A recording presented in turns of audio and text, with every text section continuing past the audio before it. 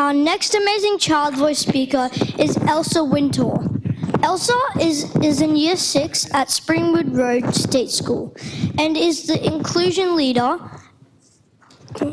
She is the inclusion leader.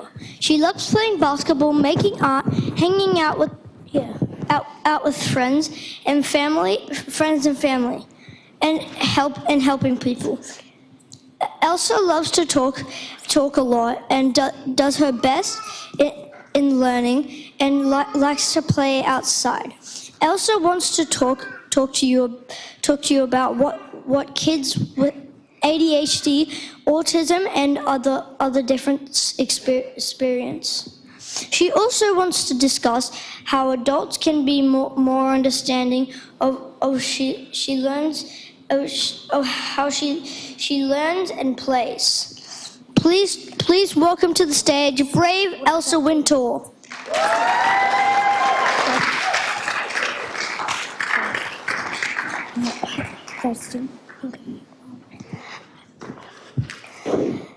Thank you, Jackson. Hello everyone, my name is Elsa and I would like to talk to you about ADHD and autism and how kids like me play. But before I start, I would like to know if everyone can do something for me. If you can, please stand up where you are, be careful of the people around you, and don't go in anyone else's personal space. And do a wriggle and a jiggle, and get all your wriggles out.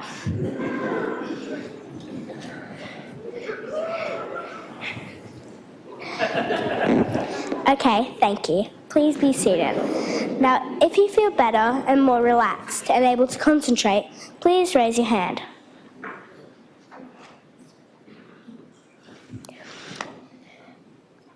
If you raised your hand, you're just like me. If you didn't, then you should listen to this. For people with ADHD, we need to move. It might look like we aren't concentrating, but this helps us. Play helps me learn. You may be asking what ADHD and autism means. Luckily, I have the answer for you.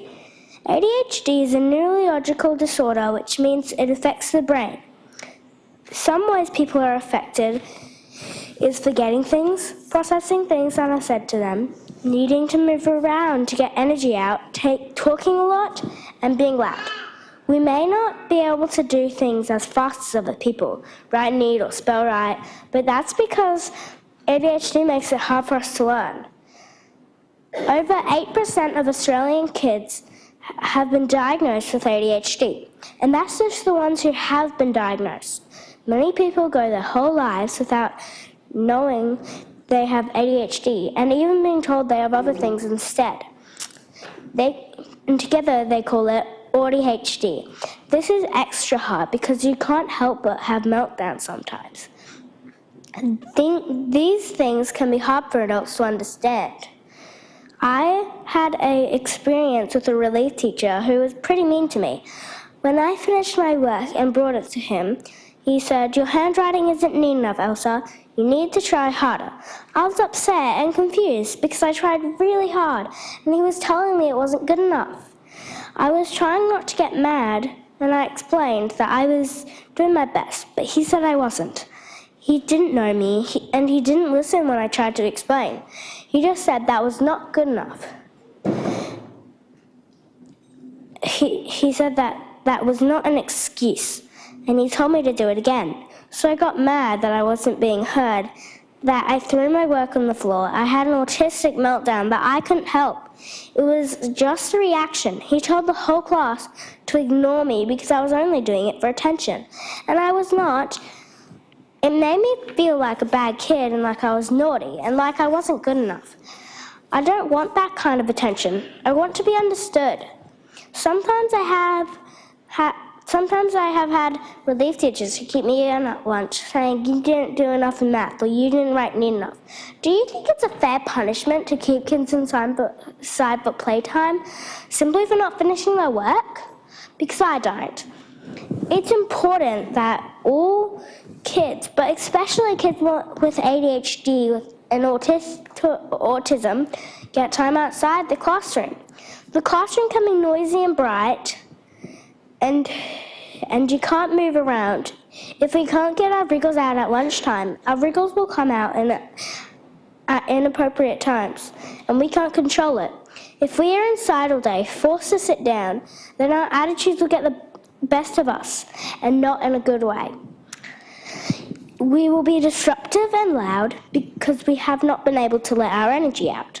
Why would a teacher want that? It sounds like they're punishing themselves too. Also, autistic kids and kids with sensory issues get overwhelmed in small noisy spaces and need a chance to go to a safe and quiet place, like the wellbeing room or the inclusions office. Also, if they're kept inside as punishment, even if they're allowed to go whenever they want, they take things literally and don't think they get to leave. This causes a lot of stress and confusion that could be avoided. If you spend time with kids, like if you teach them or babysit them, or you're their legal guardian, I'm asking you to please try to understand that not every kid is the same. We don't all react the same way to things or learn the same or play the same. Not everything that annoys you is on purpose or should be punished. Some of us have trouble following directions, even if we're trying really hard to listen. I use fidget toys, like a fidget spinner, a puppet, and I swing in my chair because my body needs to move. At home, I do handstands when my parents handstands and cartwheels when my parents are talking to me. And sometimes I do handstands when I'm reading. And sometimes I can't look at somebody when they're speaking to me because it makes me feel uncomfortable and weird. These things may seem like I'm not listening, but I am. I just don't listen the same as other people because my brain is different, and that's okay. I have had some teachers who didn't understand me, but I've also had many more good teachers who understand and help me. We need more teachers like Mrs. Bradley, Miss Bradley, Miss Carter, Mrs. Single, Mrs. Gordon, and my old principal, Mrs. Robinson.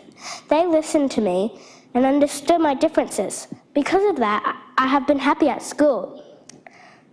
I'm allowed to leave the classroom when I'm overwhelmed, to head to the wellbeing room, and when the class is being noisy, I am allowed to go on a quiet walk to release stress from my anxious body. I can take a friend, so I'm not alone.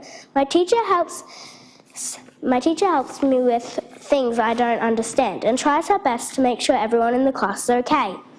It was important to me to speak at the Childhood Summit so I can tell everyone who works with kids or has children that, especially if they have ADHD and autism, to take their time to understand them.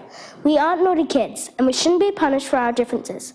And it's not right to keep kids with ADHD or autism, or any kid in fact, inside for playtime as punishment. Thank you for listening to me, and I hope you enjoyed my speech.